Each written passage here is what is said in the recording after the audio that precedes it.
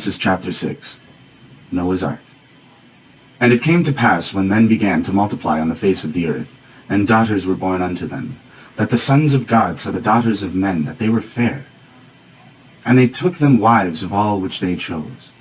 And the Lord said, My spirit shall not always strive with man, for that he is also flesh. Yet his days shall be 120 years. There were giants in the earth those days, and also after that, when the sons of God came in unto the daughters of men, and they bare children to them. The same became mighty men, which were of old, men of renown. And God saw that the wickedness of man was great, and in the earth, and that every imagination of the thoughts of his heart was only evil continually. And it repented the Lord, that he made man on the earth, and it grieved him at his heart. And the Lord said, I will destroy man, whom I have created, from the face of the earth, both man and beast, and the creeping thing, and the fowls of the air, and it repenteth me that I have made them. But Noah found grace in the eyes of the Lord. These are the generations of Noah. Noah was just a man, and imperfect his generations, and Noah walked with God. And Noah begat 3 sons, Shem, Ham, and Japheth. The earth also was corrupt before God, and the earth was filled with violence. And God looked upon the earth, and behold, it was corrupt, for all flesh had corrupted his way upon the earth. And God said unto Noah, The end of all flesh is come before me, for the earth is filled with violence through them. And behold, I will destroy them with the earth. Make thee an ark of gopher wood. Rooms shalt thou make in the ark, and shalt pitch it within and without with pitch. And this is the fashion which thou shalt make it of. The length of the ark shall be 300 cubits, the breadth of it 50 cubits, and the height of it 30 cubits. And windows shalt thou make to the ark, and in a cubit shalt thou finish it above. And the door of the ark shalt thou set in the side thereof, with lower, second, and third stories shalt thou make it. And behold, I, even I, do bring a flood of waters upon the earth, to destroy all flesh, wherein is the breath of life, from under heaven, and every thing that is in the earth shall die. But with thee will I establish my covenant, and thou shalt come unto the ark, and thy sons, and thy wife, and thy sons' wives with thee.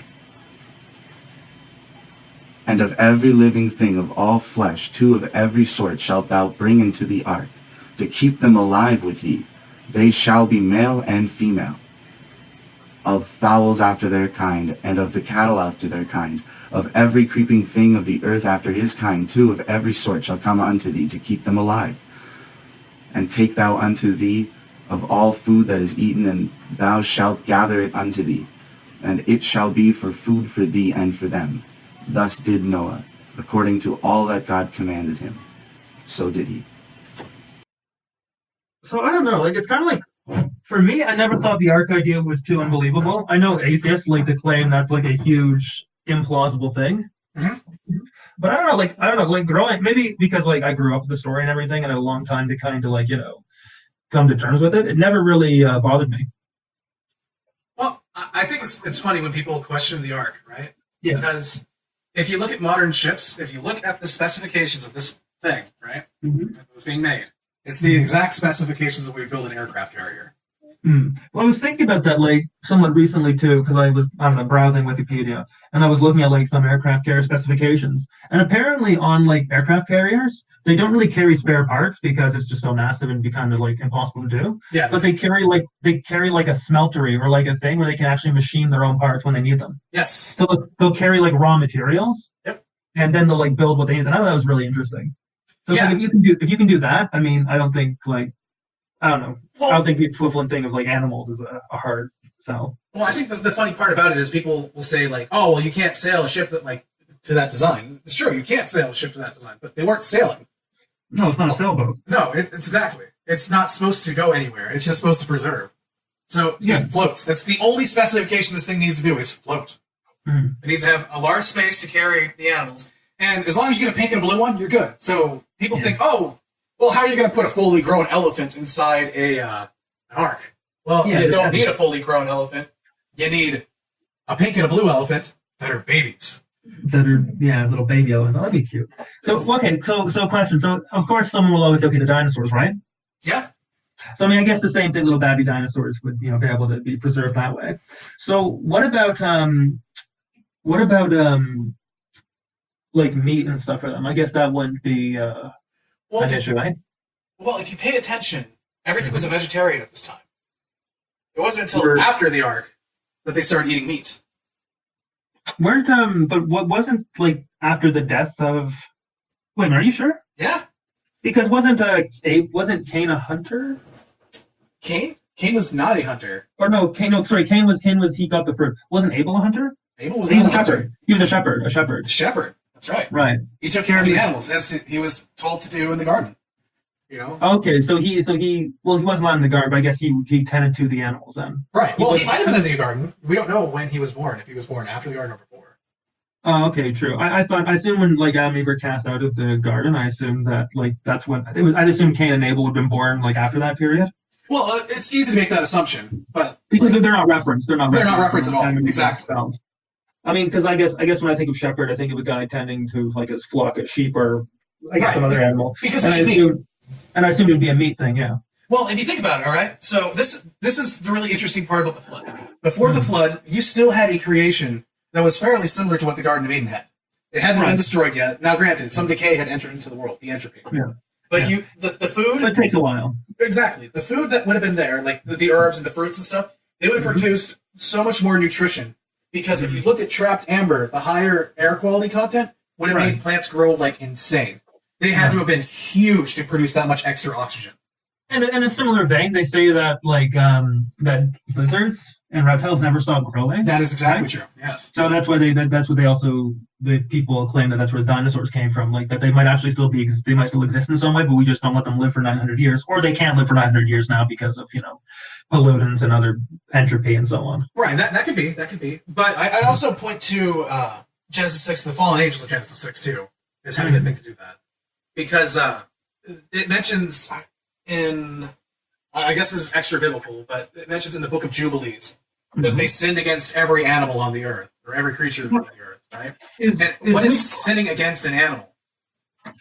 Is that sexual relations with an animal? It could be. I thought, well, again, that would be genetic information, right? Or genetic modification. Exactly.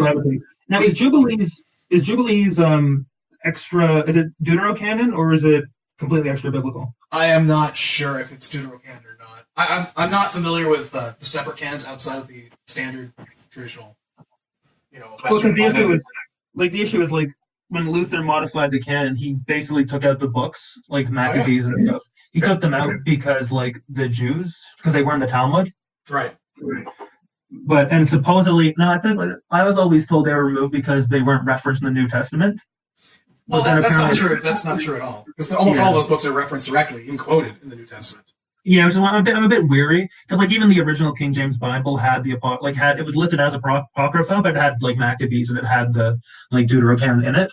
So I'm a bit skeptical. I mean, I don't appreciate those books sort of being removed from the Bible, especially on the whim of Luther, who didn't like Revelation or the Epistle of James. Yeah, exactly. Well, that was what the witch burnings were about. A lot of people don't know that. The witch burnings were not about witches. The people in Salem, the little girls that were burned, they were caught reading the book of Revelation. It had nothing to do with witchcraft. Really? Because they viewed, the burning times when you hear about the witches and stuff, they weren't actually practicing witches. Well, I took a history class here, so of course they desacralize mythologize the entire thing, of course. But no, I didn't know it was about Revelation. Yeah, it was about Revelation. They did not want Revelation. It was the Cullens family actually that was the one pressing that issue. Were they trying to use the book of Revelation to prophesize kind of thing, like scrying, or? No. They didn't. They did not want the book of Revelation to be in existence because the book of Revelation is a direct gospel of Jesus, right? Oh, okay. Because if you notice, Revelation is almost completely in red. If you have a red letter Bible, I do at home. Yeah, I mean the entire thing is almost red because it's Jesus actually his words. And I this is going to be a little bit conspiracy theorist of me, but I think that the early not Protestants, but the early deists that came over here into the States were not Christian. They did not believe in Christianity, and they're actually probably Luciferian in nature. Yeah, but they were. Washington was a Mason, as everyone knows. Right. Benjamin Franklin was part of the Hellfire Club, Yep. which was like a literal blasphemy kind of like crazy thing. Like it was horrendous. Yeah, it was evil. Like, I mean, I'm not trying to be too anti-American, but like, I don't know, like, judging from its foundation, it's kind of hard to be, I mean, a lot of good Americans and many of them were Christian, but like from the beginning, it was kind of set up as this sort of, well, the city on the hill, right? Right. America was going to be the promised Jerusalem, the promised new land. Right. Free. And what we kind of discussed yesterday was like meant to be free. Like, okay, take all the things that we kind of like from European civilization, which is basically the Reformation, the Enlightenment, Enlightenment values, deism, Masonry, and we're going to try to build an idealized kind of culture and society here. Right. Without any of the baggage of the old world, which included Christianity, which included monarchy, and Well, a lot of our culture too was based around Roman republicanism. Yeah. And that we know that was probably considered. Well, Jesus definitely considered to be a terrible culture. Jesus considered to be a terrible culture. Jesus did not like the Roman civilization one bit. Are you saying Jesus or Jews? Sorry. Jesus. The Jews. Okay, yeah. Jesus didn't have. He had issues with the Jews at that time too, who also developed a terrible culture with the Pharisees. No, it's just that it was cutting in and out a bit for me, but it's okay now. Okay, sure. What did Jesus say specifically about Rome itself? Because I knew that. Because render unto Caesar, right? Well, the big. If you remember correctly, there is a spot in the Bible, Daniel's vision. Daniel's 2. It mentions the statue, right? So, the head of gold is Babylon. The silver, Persia. Then the next layer was brass, which is Greece. And then it mentions the iron, which is it's called the terrible beast, right? But it's Rome. That's Rome. So that's God prophesizing that Rome would be a terrible beast. And so naturally, Jesus, when he doesn't directly say anything against Rome, but almost everything that he taught was completely against Roman belief. Right. Because following with what like Gons is doing and stuff. Now he interpreted the statue in Daniel. He interpreted the iron with miry clay to be like a transhumanist thing. Now I know that's his sort of like where he focuses like his efforts, kind of. I'm in complete agreement with him. Okay. It is some kind of technology. Or I thought like the EU too, maybe. But I mean, in a way, there are some conspiracy theorists. It could be the EU also, but not necessarily the EU. There's. Have you ever heard of the Council of Nine? Oh, yeah, one of those. It's one of those like Bilderberg-like groups, right? It is a Bilderberg-like group. Now they have 9 seats, right? But they always leave one seat open. Exactly for the one who will take all their power. Right. And it mentions that the beast has 10 heads, right? And I believe that 9th person, or that 10th person, will be the false prophet, who will bring in the little horn, which is the Antichrist. But that's getting ahead. That's getting ahead. Yeah, I know. Yeah. We're trying to. Okay. Well, I was well, it's interesting. I was gonna say about what they say. They say that like some have stated that we still live in a Roman style world, that we still are subjects of the Roman Empire. In a way, we are. And its institutions and stuff have been preserved through like, I mean, some say Roman Catholicism, some say through like the EU and other kind of things. But like the getting back to Rome is kind of what like the main political efforts are now, especially in Europe, more so in Europe, but even I guess in America in a greater or lesser degree. It's all about like coming back to Rome. Well, exactly. And it's actually, this is a little bit of an aside, but I cringe every time they call Trump God Emperor. Because God Emperor was an actual title in Rome. That was the Roman Empire, God Emperor. You see, like as a guy who's never played, mind you, don't have enough money for that. But as a guy who likes the lore of Warhammer 40K, somewhat sympathetic of that. I mean, like. Oh, I realize that's where they get it from, but like for instance, the meme Keck, right? You're right. Do you know David Serini? No, I don't. Oh, you don't? Okay. He did a wonderful video about like how Keck was basically an occultic, abominable thing, because it's like, I don't know, it's a really good video. Now his entire YouTube channel got like taken off because he was too intense. But he basically showed why like Kek and Pepe were satanic. Kek is a god of Egypt. It was Yeah. one of the gods of Egypt that was judged by God during the plagues in Exodus. Right. So you have a direct thing that you can point to where Kek is actually an entity. And all these people playing around praying to this entity. Because right here, actually, this is a really good point because this ties into Genesis 6. So a lot of people skip over the very first part of Genesis 6. That the sons of God saw the daughters of men, that they were fair. And they took the wives of all their chose. All they chose. It's a bit uncomfortable for the more Puritan denominations. Well, it is, but at the same time, you cannot deny that the word B'nai Ha Elohim is in reference to angels. Sons of God, yeah. They're the sons of God. They are direct. B'nai Elohim literally means they are direct creations of God. Adam is referred to as the same thing because he's a direct creation from God. Right. But other people are not, and it doesn't say. It doesn't just say men. A lot of people they read that word and they don't know the translation. It's not the daughters of men. It was the daughters of Adam. Adam is the one. Daughters of Adam is the word there. So this is very early when this happened. This just didn't happen in like, oh, well, this happened and 2 days later the flood happens. No. This went on for a long time. Went on for generations. And I mean, I think it's, I mean, the meaning is probably clear there. The fallen angels were instructed to do that by Satan or for their own inclination. But the goal behind it was to corrupt people's genetic material so Christ could not be made incarnate. that's exactly right. Yeah. That was the plan of the fallen angels. Now, these angels might not have been fallen at the time. However, for whatever means that they decided to do this, they did this. I think it was kind of seen as like because I mean, it's hard to like know how the fallen angels structure themselves, but it's probably fair to say that like Lucifer is kind of their leader, as it were. Like because early on, like it seems like a lot of those forces are kind of on their own, not kind of structured. But Lucifer is clearly like the kind of the guy behind it all, right? Right. So I'd imagine that like he would be aware of the punishment for these kinds of actions. Mhm. So he gets selected amongst his men, those that he could do without. Because again, like after, it doesn't say here, but after those fallen angels did that, they were locked up for thousands of years, you know?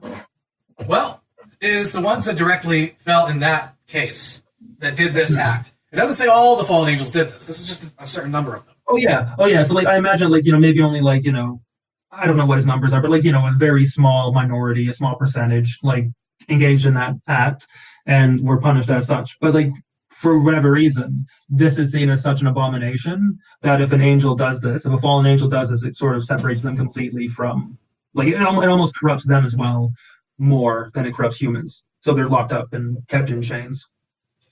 Well, yeah, that could be. But more so to the point, when these angels clearly came down to earth, right? So if you're a person and you might not be the most good person, but you witness this thing that comes down and clearly has a lot of powers that you don't have, you're going to look at them as a god. And you're going to start worshiping them as gods. Now, the thing about chapter 5, when we looked at that, and it said that the people started to call on the name of the Lord. Well, there's a reason why they called on the name of the Lord. And it wasn't... There were other lords. There were other lords that people were calling upon. Right, and that call on the name of the Lord is profane the name of the Lord. I see. In the translation. So that means that they had to have picked up other gods during this time. And so if they picked up other gods, it would naturally stand that they have these things. Now, you can look at Greek mythology, right? The gods lived on Olympus and yada, yada, yada. And they were... But one of the things that the gods' children were, they were titans, right? And it specifically says in here something very interesting. It says that they were called the mighty men, right? Well, who is a titan, or who's half god, half human, right? Right, yeah. Well, Hercules is. Yeah. Well, a man of renown. Hercules was definitely a man of renown. He has legends about him. And they are also known for being, a lot of people, they think that the word, because in the Septuagint it says gigantus, which people think it means giant, but it's actually, if you break it down, it's gigas. If that's the word, which means earthborn or earthbound. Oh, that's interesting. They were bound to the earth, right? Yeah. Now, in the Hebrew, they're called Nephilim, right? Which means the fallen ones. They're fallen. Mm-hmm. They're born fallen. And Nephal means to fall, to be cast down or to fall away or to desert, right? And Ha Gibarim means the mighty ones. So they're the mighty ones that are fallen, right? Right. So if that's the case, what happens when they die? When they die, they're earthborn, earthbound, right? So they cannot go to where they're supposed to go. They're stuck here. So you would have an entity that has a spiritual form that is stuck here. Now, there's a really interesting thing. Clearly, the angels had bodies because they could go after women.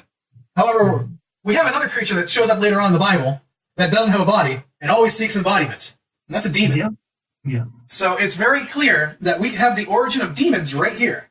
Now, and there are very few references to demons in the Old Testament. That's right. Now, if they were worshipped as gods, right, and these stories existed, and one of these things dies, well, when people are making fun of these ancient gods that don't exist anymore, they could have actually been these fallen creatures. It could have been either the fallen angels or the Nephilim in body. Right. And so now when they make fun of this, there's actually an entity behind that spirit. It's funny that the Greeks would have preserved that tradition. Yeah. In a way. Because this was thousands of years, and then I don't know what group of people came before them, but I don't know to preserve it, because when did the Greeks arise? 400 BC? Yeah. No, I'm kind of just throwing it out there. But I'm thinking that they well, we know that it's about 2000 BC that Egypt was on the scene, right? Right. And so, and I guess, was there a lot of cultural cross pollination between ancient Egypt and Greece? I mean, I know Alexander the Great kind of conquered them, but that was much later, right? Well, I think these stories remained as stories that they had, right? But what happened during Babylon, where the names, the language got all scattered, all these names for different gods got all scattered because the language got scattered. Right. So we suddenly have this key pantheon of gods. And it gets scattered. Because if you look at it, normally the leader of the gods is some lightning-wielding warrior. So for the Greeks, it was Zeus. For the Norsemen, it was, Thor. Or Odin, I think it was. Whoever had the lightning hammer thing. Odin was the Scandinavia. Yeah, Scandinavia. Jupiter was Rome. Greece, it was Zeus, I think? Yeah, I don't know. Greece was Zeus. And then for India, you had Asura. And, you keep going down the list, and almost every nation has a lightning god. For China was Raiden. Right. So this is clearly different names for the same thing that they witnessed. Mm-hmm. And so what you're really seeing here is this is the origin of religions right here. It comes out in Genesis 6. And that is one of the most important things. So do you want to talk about the hybridization that was going on? We can definitely talk about that. Because that's something I'm very curious about too. Because if you look at early Christian writings and early Christian teachings, they teach that there were half animal, half human entities walking around. Right. Did you know about? Have you heard Saint Anthony and his testimony? I'm not familiar with early church writings. Okay, so this is 251, still when the church was being persecuted and stuff was going on. Right. And he came across a satyr and a centaur. Okay. And I forget which one it was. But I think the centaur said that it worshipped the same. It said it was Christian, we accept the Son of Man, but the satyr was evil. Right.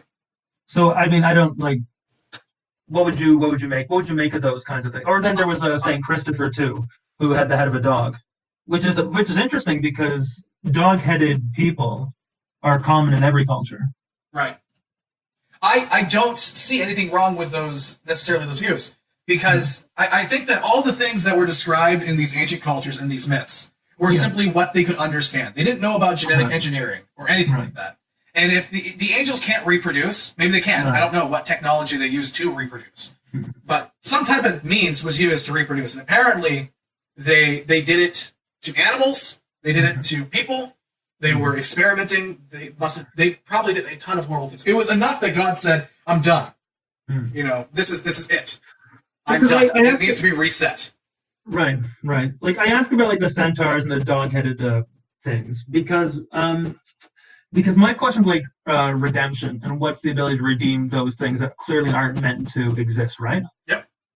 So it would seem that okay. So in the story of Saint Christopher, he had the head of a dog, but then when he became Christian and was baptized, he was restored to being a human. Okay. So like he was a savage and he's kind of barbarian, but then when like he came to Christ, he was sort of restored to his full humanity. See, I don't. Once again, those are things I don't know about. Right. I don't discount them on Right. it's on the fact that anything is possible as far as that stuff goes, because you're talking about God. Well, when you get saved, God can definitely change your genetics.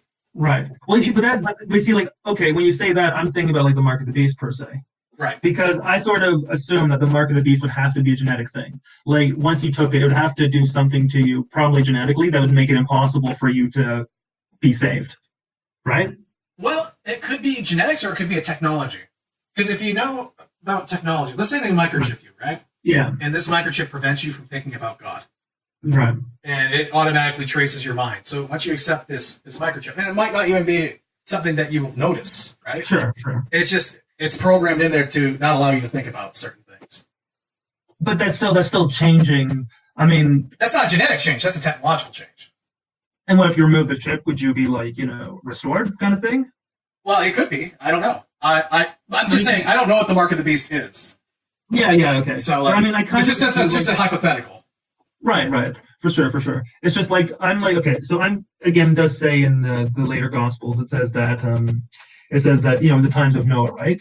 So it seems like genetic modification will be a thing in the end times, and there will be sort of the intermixing of species to some form of end, right? Yeah. And I have interpreted that to mean that, okay, so when the mark of the beast does get instituted as either a direct result or a side effect, it will change your own humanity, whether it be how you think or your genetics or whatever. It'll change you into such a thing that salvation can no longer be granted to you. Yeah, I do believe that could be a possibility. Also, just so people know, this is just the front for you guys out there. You might not understand why we're talking about genetics here. It actually does talk about genetics in verse 9. These are the generations of Noah. Noah was a just man and perfect in his generations. How can you be perfect in your generations? How is that your lineage is perfect in generation? Well, the word there for perfect is tamim, which means without blemish, sound, healthy, without spot, or unimpaired. So that means he is unimpaired in his generations. That means his genetics were clean. He was one of the few people left on Earth that had clean genetics and was a righteous person. He was a part of the master race, more or less. Well, he wasn't. That could be as part of the master race. That was a joke. Well, no. I mean, it might be a joke, but it could be actually a thing, because we don't know how some of the other people got here.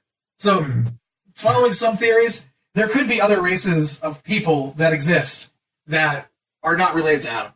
And join into next week to talk about positive Christianity. It'll be a good time. Yeah. Do you know what that is, positive Christianity? Oh, I know exact Joel Osteen and stuff like that. Oh, no. Positive Christianity is what the Nazis tried to do. Oh, yes. Like to de-Jewify the Old Testament, de-Jewify Christianity. Right. It was okay. This is one of the whoever edits this, gotta cut. keep the positive Christianity bit in, but just take away the explanation. Thanks. Cool. Anyways, so on that wonderful note, chapter 7, or... Well, I want to talk a little bit more about these fallen angels, because it does talk about where they went. Right. Paul talks, I think it's Paul. It's either Peter or Paul. One of them mentions that they go to Tartarus. Right? And Tartarus is only mentioned one time in the Bible. But it's probably not a real name for a place. However, it was a concept that the Greeks knew. And since you're talking to Greeks, they would use a concept they knew. Right. It's called the dark abode of woe, basically, in the Greek. That's what Tartarus means. In the Iliad, it's called a place so far below hell as the earth is below heaven. So wherever it is, it's completely separate from our world. Right. Interesting. So it's not... I've always envisioned Tartarus to be... I don't know, it's weird. Those extraterrestrial realms are really interesting. I assumed Tartarus was kind of just a containment place. I didn't think of it as a spiritual realm. I thought it'd be a physical place where they were, again, locked in chains as Enoch.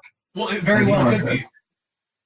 Because they're released, right? So I assume if they're released, then, and again, because the angels are physical. Well, see, the angels are also transdimensional, though. Okay, but they gave up their first estate, right? So that kind of seems like they chose to reside here. Yes. And they again, it might be just speculation on my point, but it seems like they voluntarily chose to limit themselves and be permanently affixed here. So then God was like, okay, well, you guys are messed up. Like, you guys are like an abomination. Then he locked them up, and that their prison would be in this realm too, because again, they're like fixed here. I have a theory about that, and I can tell you. So let's say Sheol, right, which is the abode of the dead, where the dead reside, is below the crust of the earth, right? So you have this layer of earth, and there's this chasm that they can't cross, and they have to stay in there, right? So let's say below that is like hell, a lake of fire, right? Like the mantle of the earth. Right. And then below that is a bottomless pit. It's called the core of the earth. Right. There's no up, down, left, or right. You know, there's no length, width, height. You're just in the middle. There's a bottomless pit. You're just stuck there. Right. So there could be, and it says the smoke of the shaft. So clearly it's like some sort of volcano. Right. So there could be a shaft that reaches all the way down to the core of the earth. Okay. So I see that. At the same time. No, I can envision that. I have no issue with that. It's like, So before the institution of the second of the new covenant, before the institution of that, when you died, you would either go to, I guess, Sheol, or you would go to Abraham's bosom, right? Yeah. You're familiar with these? Or? I'm very familiar with these. Okay, right. So what Jesus did was when he died, he was sent to Abraham's bosom, and he basically told the people residing there that the new deal's been instituted, and he took them up to heaven with him, right? Right. And also though he spent time in hell, and I think he preached in not hell, but Sheol, right? Well, it says Hades, which Hades is not normally referenced for Sheol. Those two are not interchangeable. Right, yeah, forgive me. Hades is more like hell. Right. Forgive me. I'm gonna probably mess up all those sort of terms. Don't worry about it. Don't worry about it. It's okay. Like for me, Tartarus is where the angels are.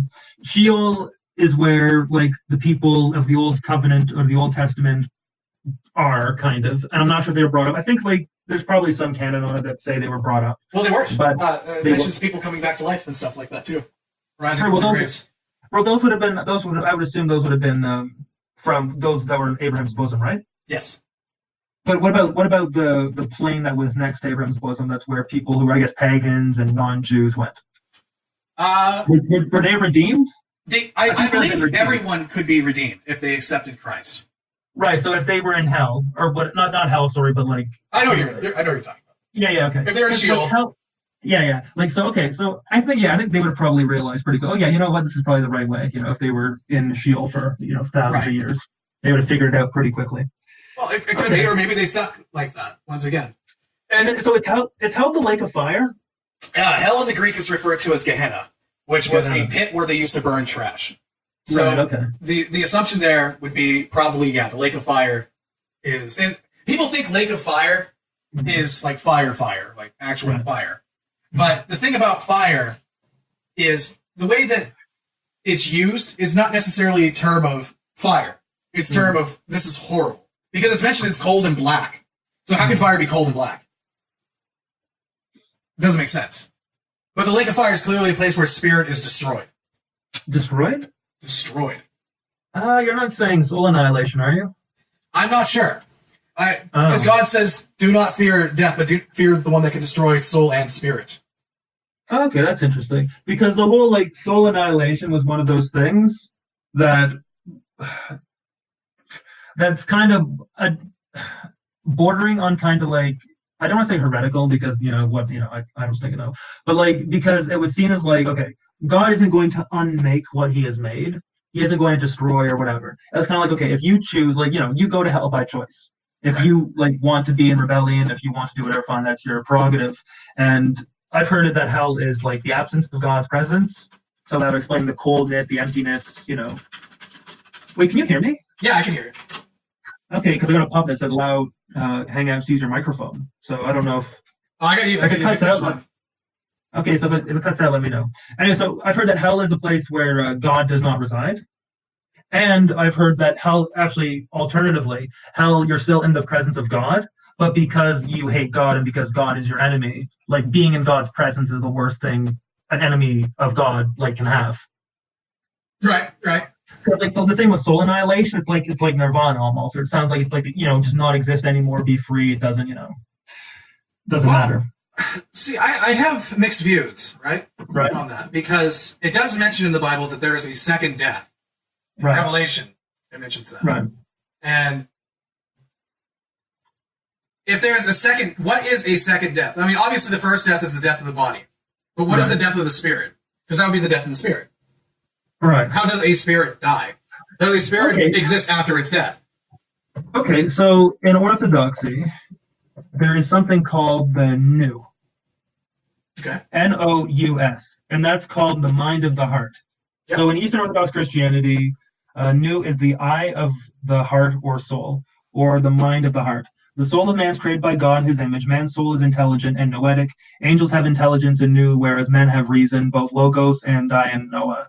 Nous is a sensory perception. So now mine, this is like super, like, I don't know, like complicated, whatever. But in a way, you could separate the nous from the spirit itself and maybe kill off that if you killed the eyes of the soul. Right. So that's a understanding of the human person, different to like Western tradition, but it would kind of explain the death of a divine aspect of man. Right. But see, also in Matthew, right? Matthew 10:28. Do not fear those who can kill the body, but cannot kill the soul. Right. Rather, fear him who can destroy both soul and body in hell. Right. I mean, that language suggests to me that there might be an actual second death. I'm not saying that I necessarily believe that. I'm just saying that the possibilities. I can't say, from my knowledge and understanding of the situation, I can't rule out that that's a possibility. Right. I'm just and neither will I. It's just like I don't want to like tread on toes, I guess, as it were. Right. Like I know that spiritually, like I do. I don't know. I used to hold the belief that you can like kill your soul or retard your soul by like egregious sin, or I mean egregious unrepentant sin. Like you can like deafen and deaden your soul. I think. I don't know if you can actually like murder or exterminate that part inside of you. I think it's like of God. God created it. God formed it. So I don't really think you can like destroy. I mean, if he wanted it gone, he could take that from you. Yep. And what about soul annihilate? I don't know. It seemed like too much of an easy way out, like in a way, Well, you just don't exist. And then also the only entity that I would imagine be capable of killing a soul, other than God himself, and God can't do that, or God wouldn't do that because it's against his nature, I'd imagine. Well, would be. Sorry. Well, why the would entity that be against his nature? God doesn't murder. God doesn't kill. God doesn't destroy. Like destruction and entropy and all those things kind of go against God's nature and God's will. Well, right? He can destroy though. He shows that several times that he destroys. Destroys not what shouldn't be, but things that shouldn't be, those like abominable. Like you wouldn't. True. Because that's part of his creation too. That's true. That's true. And what did the animals do? I mean, the animals weren't willing Well, participants. they were corrupted. They were corrupted. Of course. I mean, they're not necessarily willing participants though. I mean, God didn't like when God destroyed the earth in the flood. He wasn't like. I mean, I don't know. It's really hard to. Well, because God's angry and God's like, geez, I never want to create man again. Like this was a mistake and all this. So I don't know. That's kind of. But at the same time, like a lot of people use murder, right? And a lot of people think murder is to kill something, but murder is not to kill something. Murder is to kill something with malice. Right. There's a difference. That's true. I don't think God, because God says He's not willing that any shall perish. Right. But that means some perish. And perish Well, means I to be always removed. And I always thought that, like, okay, but maybe a tangent, but I don't think, okay, God allows for things to be killed, but I don't think he himself actually kills. I think that's where, like, death comes in, right? The entity of death. Right. And the entity of death does die. That's basically, I've always interpreted that passage in Revelation, I think. No, it's not. It's like Matthew, isn't it? It's in Revelation and in Matthew, I think. It's in one of the Gospels, I think. He's thrown into the lake of fire. Like, That's definitely in Revelation. Yeah, okay. Well, to me, that's God exerting his authority over death. Right. Because again, in my sort of cosmology, death is similar to God in that it was an uncreated being, Mm-hmm. So for God to finally destroy death, it would be God exerting like complete and total authority over creation by destroying death. Well, see, I don't know if death is an uncreated being or not. No. I have two views. Right. It could be, or it could be Lucifer. Right. I mean, death could be multiple different things. It's clearly something. Same thing with hell. Right. Hell's something too, Right. because hell follows death. Right. Which that could be flowery terms, but something tells me that that's not. Mhm. But yeah. I don't think there's anything else I can really. Out of Genesis 6. So, okay, well, Genesis 6, angels were coming down. Angels, super intelligent, trans-dimensional cosmological beings who thus appeared as gods. Like, I mean, you look at like they're like they were gods pretty much, So Exactly. we worship them. We had children with them. We let them do things to animals and do things to us, and we created a hybrid race. But it was all great, probably utopic in certain ways. New technologies, people that were super strong and wonderful rulers and all these things. It was basically a utopia.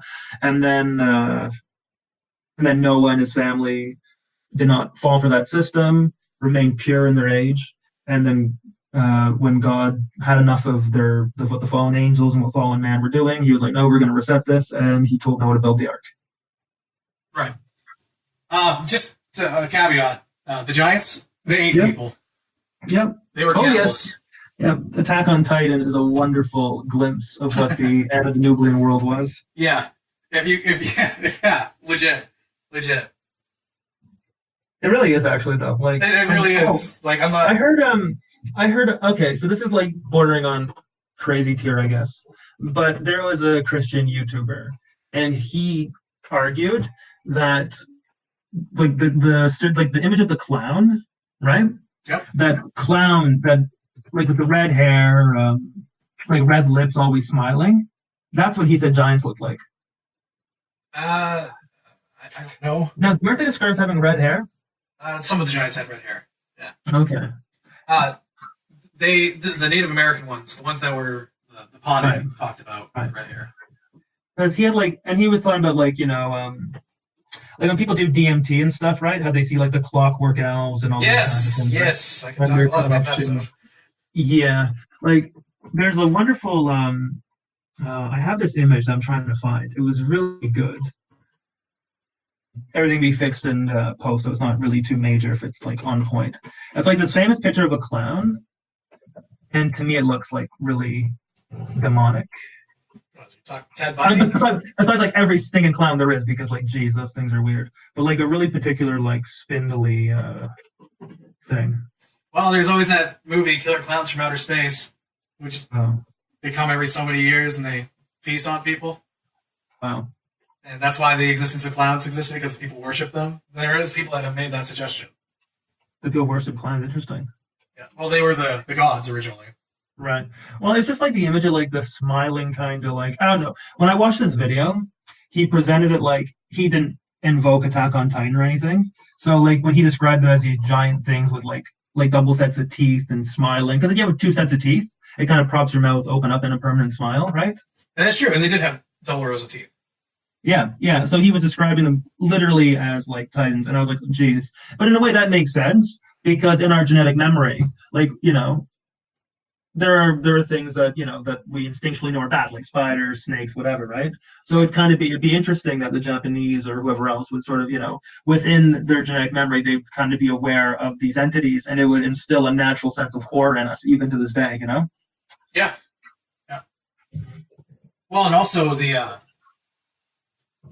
heads are elongated. We know that. That's why a lot of early cultures or post-flood cultures tried to elongate their skulls. Yeah, they bound the head. But the thing is, you can tell the difference between people that did that and the other ones, because there's scarring.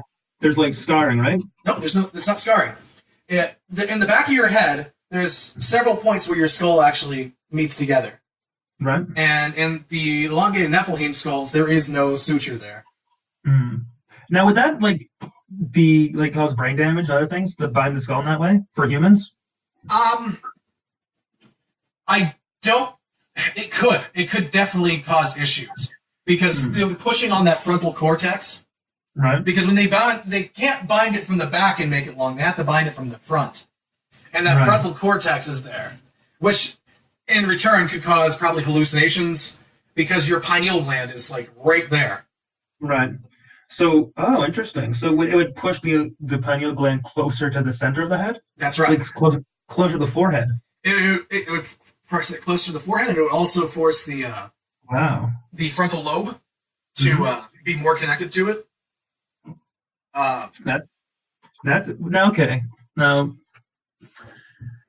Now this is just speculation, and I'm not a biologist or a neurologist. But if you did that, if you bind a child's skull and you push the pineal gland forward, and you push the other parts of the brain forward in that way, that would change cognitive processing, cognitive abilities. It could have an effect. Would that explain like the third eye thing? So that if you were binding these things together, that like these people were would, I don't want to say gain another layer of consciousness or whatever, but would that kind of, I don't know, would it affect, I guess, enough? Would that be an explanation for the third eye thing, I guess, is kind of what I'm trying to get at? Because they call the pineal gland the third eye. The pineal gland like resembles the eye of Horus or something, right? Like biologically? Yeah, if you look at it, it will look like the eye of Horus. Another thing about the pineal gland, it looks like a pine cone. So if you ever see pine cone symbolism, that's probably what they're pointing to. That's why a lot of pagans use pine cones. Yeah, and no one knows what it kind of does. There's like theories that it has parts of the endocrine system. Ori actually, interestingly, this is where we need Ori. Yeah, well, he went to keep us on track. No, because he knows about this type of stuff. Well, no, so we were in a science class together, and he was talking to one of the professors about it. So they put like fluoride in the water, right? Oh, yeah. And apparently, the fluoride in the water calcifies the pineal gland. It does. And he was like, okay, he was asking, again, he was being Ori, and he was well, like... it calcifies the entire brain. I mean, it calcifies everywhere. But yeah, it will hit the pineal gland. Okay. I mean, for some reason, they focused on that. Maybe it does it quicker or something. I wouldn't know. But he asked the professor, like, what's the deal with this? And the professor had no answer to him, and like told him to kind of, like, quit bothering me. Right. So that was kind of interesting. Yeah, I have a biology major actually. So. Oh, fantastic! So what does the pineal gland do? Like, there's a lot of speculation. A lot of people says it has to do with the cognitive memory, right? Like your ability. Like there are some people that theorize that how like when you go into a dream state, right, and it does activate in a dream state. So that's where people say your subconscious is, because supposedly if you look at a ceiling and it has like a popcorn ceiling, right? Your brain knows exactly how many little bits of popcorn. It will remember forever that experience. That every experience you have is somewhere remembered. And a lot of people think that the pineal gland is where that memory is stored. Interesting. I know there's supposed to be like, there's the reptilian brain. There's like a secondary brain that we have. But here's the deal. I say it like that. Of course, I don't. I know what you're saying. But well, it would make sense to like for there to be redundant systems in the brain. So there would be a smaller, somewhat whatever brain that handled like more survival aspects. Like primordial fear and things that way. Well, there has to be a redundant system in the body to begin with, because you wouldn't know how to breathe from birth. Right. Your body would know how to pump blood. So there's definitely redundancies in it. It's interesting that the pineal gland is kind of envisioned to be a second brain like that. Or a third brain, I guess, like a secondary kind of independent kind of system that way. But does it have a lens on it? I've heard people say that. I've never seen that in a brain. Yeah. And like I have dissected brains, and I've never dissected a human brain. Okay. But I've never seen a lens on any brain. But what I can say is there is a lot of speculation that the pineal gland acts as an antenna. Okay. And it can receive, because there have been experiments where there are people that have a close bond that they can know what the other person is thinking. Now, a lot of people speculate that is as body language, right? But the same thing can occur when they're not in the same locality. Oh, yeah. And this experience has been experienced by a lot of people. Oh, no, like telepathy, telepathy is the one I'm thinking of. Yeah. It's been noted. Like I sent Ori a few documents that the CIA and FBI declassified about it. They were trying to do experiments with it. The men who stare at goats. The men who stare at goats. Oh, I haven't seen that movie. I know, but I know that's exactly what it's about. Yeah, and also with like it's called remote viewing. Right. Well, and they were what was it? No, and also like police, right? Like if there's like a psychic. Yeah, that doesn't work out. The percentage of that actually working out is like so small. It's like 1%. Oh yeah, well because it's by chance. Yeah, like every crackpot's like, oh yeah, sure, I'm a psychopath. No, sorry, not that. A psychic, you know. Right. Anyways, well, there is a guy by the name of, oh man, what is his name? He's an occultist. Crowley. No. He's alive right now. Okay. Are any of them though really? What? Are any of them Yeah, that's true. I forget his name.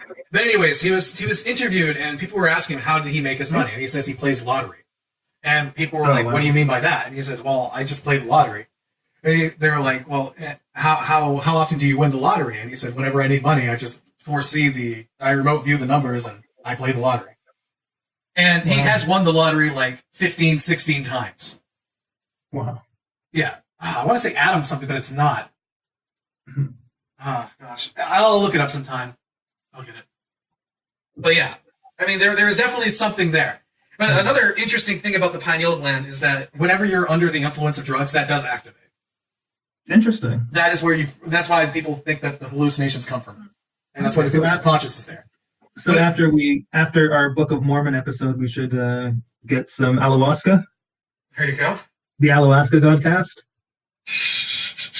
That'd be one wild time, man. I wouldn't do it though. No, of course not. Actually, a lot of people, if anyone's listening, we're talking about drugs and stuff. Pharmakia is in the Bible. If anyone was sleeping, now we're on the hard drug part of the show. Right. So we're going to discuss. Okay, so just so you guys are warned, people they hear the word sorcery and they think that it means something like spells and stuff. Sorcery is referring to receiving power from a source. The source being a drug. People used to eat shrooms and stuff like that. That was considered sorcery. People still eat shrooms. Oh, yeah. Yes, they do. Don't do that. That's not good. Yes, it's not good. Ori, cut all this out, please. Thank you. But back to the pineal gland, and it's hard to cut off this part too because I don't even know what we're talking about anymore. But like the thing is, when you ever try to like research the pineal gland or stuff this way, it's like okay, let's learn about the occult. Let's get into ancient Egypt. Like it's really hard to like research this stuff properly without being like sidetracked by a lot of garbage. Well, a lot of the garbage too is absolutely correct because they're recording their experiences. I know, and that's the thing. They're too, not like, good. They're not good. Well, do you know the holographic disclosure? You mean Project Bluey? No. It's a YouTube channel. No. But it's by like a really weird occultic. It's a zero key actuator. Never heard of this guy. Okay, I'm gonna send you off again. You can kill this, or you have to like you just edit it or whoever edits it. Right. Edit it. But seriously, check it out because it's really weird, but it's really fascinating. Like it's okay. So he's anti-Christian, doesn't go anything that way, but he believes the Earth is 6,000 years old. He doesn't believe in evolution, but he believes all Earth civilizations basically arose at the same time. Okay. So it's kind of a thing where like he's right about a lot of things, but then he's wrong about a lot of things too. But it's interesting to see his like worldview and how it interacts, you know? Well, an honest Satanist will tell you that. I mean, like an actual practicing Satanist, not these people that pick up, Satanic Bible are like, woohoo, I'm a Satanist. But an actual Satanist, if they're being honest with you, they'll tell you a lot of different things that you will completely agree with. It's just that we just don't agree with the guy we're rooting for. Oh, you see, okay, so I'm I don't want to say a student, but I'm a reader of Evola, right? Yeah. Do you know Julius Evola? I've heard of him. Okay. I like Evola, he was into some weird stuff, not gonna lie, but his heart was in the right place, I guess, put it that way. He was a monarchist, he advocated for tradition and traditional roles, and he was against the Enlightenment, all these kinds of things. And he described himself as a pagan Catholic, but he meant this in the sense that, like, okay, Catholic, but in the sense of, like, the eternal, like, truths that, like, paganism kind of preserved. Now, again, he had weird beliefs, and he looked at some, like, he wrote books on, like, spiritualism and stuff, and they're probably garbage. But his political books are really good. And his defense of traditionalism is really good. And I guess for him, it wouldn't be so much the theology, be it paganism or Christianity, but it was more the tradition that those religions kind of presented. Yeah. Well, look at a modern person, for example, would be Stefan Molyneux. I mean, he's exactly the same way. True. But I'm like, I never like called myself a Satanist because I've never been a Satanist. But like, examining that kind of thing, it is somewhat possible to get inside the head of that and kind of understand like what they're saying, I used to practice astral projection. I mean, Jeez. I was really into the occult. I used to have a Lamington and a geote. Wow. So yeah, I mean, I have practiced that stuff, and I have a. They brought me to Christianity, which is probably the opposite of what they wanted, but. Well, no, but okay. Here's the deal, though, right? Right. If you are genuinely searching for the truth, right? Yep. Like, okay, if you believe the truth exists, there can only be one truth, you know? Right. So if you love the truth or are trying to love the truth, then it's going to have to take you, like, there eventually, you know? Everything does. Yeah. So, like, doesn't matter if you start with Islam or paganism or the occult or even Satanism. Like, there's a Bill Schnoblin, right? Yep. You know him? Okay. I have heard of it. You've what? I've heard of it. Okay. I'm not familiar with him. Depending on how much of a story you want to believe, he was a Mason, a cultic, a witch, a vampire. Like, he was like literally everything you could be that's bad. Yes. Like he said that he went to like Mars and was on and visited the throne of like a demon or something on like Mars or something, or one of the planets, you know. Now mind you, he admits that he was on quite a bit of drugs at the time. But you know, what you see in that state, be it physical or be it spiritual, is still real, you know, whatever. But anyway, the point is he was like Nutter Butters, you know, and there are pictures of him in his shrine or hat and all these things, so it's at least somewhat verifiable. So I mean, if he, in his pursuit of stuff, could come to Christianity, then you know, okay, good. The amount of cocaine that man did when he was becoming a vampire, supposedly, because I am very familiar with his vampire story, because I thought it was the most ridiculous thing ever, until I started thinking about it. Well, when he became a vampire, supposedly, he had to, like, ingest, like, tons of cocaine, like pounds of freaking cocaine. Wow. Right? And at first you would think, well, no, that's not good at all. You know, how would that be anything to do with a vampire? Until you start considering, well, what if he metabolized that? Well, what would happen if you metabolize that? Why would a vampire want to have cocaine in their system? Well, let me. It's a numbing agent. Well, let me tell you this, okay? So I did a bit of research into those kinds of things. Yep. And, you know, and guess what, ladies and gentlemen? If you want to learn about vampires and other creatures that go bump in the night, check out godkingandnation.wordpress.com, and you will find a lovely little article that goes into this. Anyways, second plug. You know, I mean, I have to promote somewhere. Hell yeah. But anyway, okay. So the vampire mythology is really interesting. Like there are tales in Serbia and the Austro-Hungarian Empire about them that kind of make it seem more fact than fiction. But okay, so how do you kill a vampire though? What things do they go against? Actually, no. Let me scratch that. So Alex Jones actually gave a very interesting explanation of the vampire phenomenon. And his thing was like, okay, pedophilia and sexual predators. Right. So if you're like, if you're a sexual predator or a pedophile, you are in a way stealing energy from your victims. Yeah. And that's where, like, you know, there are terms like psychic vampire and these kinds of things, right? And those do cause, like, you know, spiritual damage, and those are, you know, that is parasitism, right? Yeah. So back to so just from that way, you can see, oh, yes, vampires exist, but, you know, maybe not blood-sucking things. They just leech off spirit, they leech off the, you know, the being of another person. So now, take that aside for a second. In the classic mythology, how do you dispatch a vampire? Well, in the classic, it would be with a wooden stake in the heart, decapitation, crucifix, holy water, silver, right? Silver is one of them, yeah. Silver. I never heard a crucifix kills him. I thought I just wore it away. Mm-hmm. I guess if you're using the crucifix as a wooden spike, it probably, you know, but I don't know, is that blasphemy? Shouldn't be. Anyway. Well, the cross is just a symbol. That's true. Jesus is the king. Yeah. That's true. You still wouldn't want to be like, you know, be sacrilegious to his image. But anyways, that's besides if you're stabbing with Jesus, I might have a problem with that. True. Okay, so the silver and the garlic, right? Right. That's interesting. You know why? Silver is conductive? Because silver and both garlic, especially garlic, purifies the blood. No, it doesn't. So if you have, like, I don't know, like bad blood or like a thing, like, you're right, because colloidal silver does purify blood. It does. So this is like to me, this is like in the Bible. Garlic does, yeah. Now you mentioned it, garlic does too. That's absolutely correct. So to me, right, this is okay. This is like when the Bible talks about like quarantining people and they no concept of gene theory or germ theory. Sorry. Yeah. So how would a bunch of backwater peasants in predominantly Eastern Europe, like okay, if vampires existed and because they feast off blood, right, it would make sense that the things that would would ward away or damage them or hurt them would be things that purify the blood. So it's like by happenstance, these little peasants were able to kind of invent a narrative that, if it were like, that makes perfect sense within the naturalistic world. Huh. So, but and then the Bible also does. The Bible says not to eat blood. Yes, actually, there's a thing about blood. A lot of people don't know this, but the Bible does talk about blood as being where the life is stored in the body. Exactly. That's the life force of the body. Mm-hmm. And we're told not to drink it. Yeah, it's also where sin is. For whatever that means. The sin? Where what? The what? How do you spell that? Sin? S-I-N. Oh, sin. Oh, the sin's in the blood. Yeah. Oh, blood sin. Oh, that's interesting.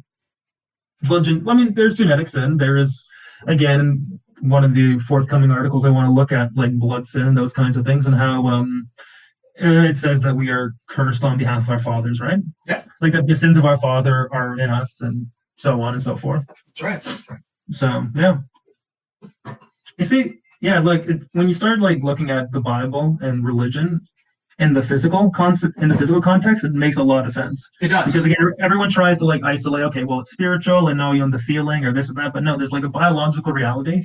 And again, if you're religious, then you have to believe that God made the physical, like understands how the physical reality works, that how genetics work, Yeah, it's like so he made something he doesn't understand. It's like, yeah, what are you guys getting at? You can't talk about biology because it's the Bible and the Bible's written thousands of years ago. It's like, no, like, come on. God understands biology perfectly fine. I think you'd have to. I mean, like, I know. Well, he can create everything from pretty much nothing, right? Yeah. Absolutely nothing. He can create everything. But biology, that's just way too much for him. But our doctors are fine with it. We can figure it out, but he can't. That doesn't make any sense. I mean, God just made the universe, but evolution. He let things come about on their own way and then guided it slightly. Yeah. Like a guy with a stick, like prodding a snail or something or whatever. Right, exactly. That's God. But even with that concept right there, him guiding it at all violates the laws of nature. So you're already talking about violating the laws of nature. Yeah. But I think the Catholics have accepted evolution as no offense there, but like evolution is now considered I don't think dogmatic, but basically there's no going against it now. Well, like deistic or theistic evolution is their explanation for the origin of life. The thing about Catholics, from my experience, is just because there is a view from the upper part of the church, it doesn't necessarily mean that people actually believe those views. That's true. Like, I find the Catholic Church to be very internally divided. Oh, of course. I think every church is, though, to this point. As we keep progressing forward, the divide just keeps growing. If it was literally a year ago, I'd say, no, the Orthodox Church isn't divided at all. But we've had to deal with some really stupid things as of late that are kind of threatening the unity of it. So, Yeah, it's for all this. Wolves will come into the church. Kind of, yeah, true. So there's got to be troublemakers. The wolves have always been there. They have. That's way back. They just get away with what they can get away with at the time, and the slow march. Well, the slow march that's now getting quicker and quicker to the end. Anyways. Sure.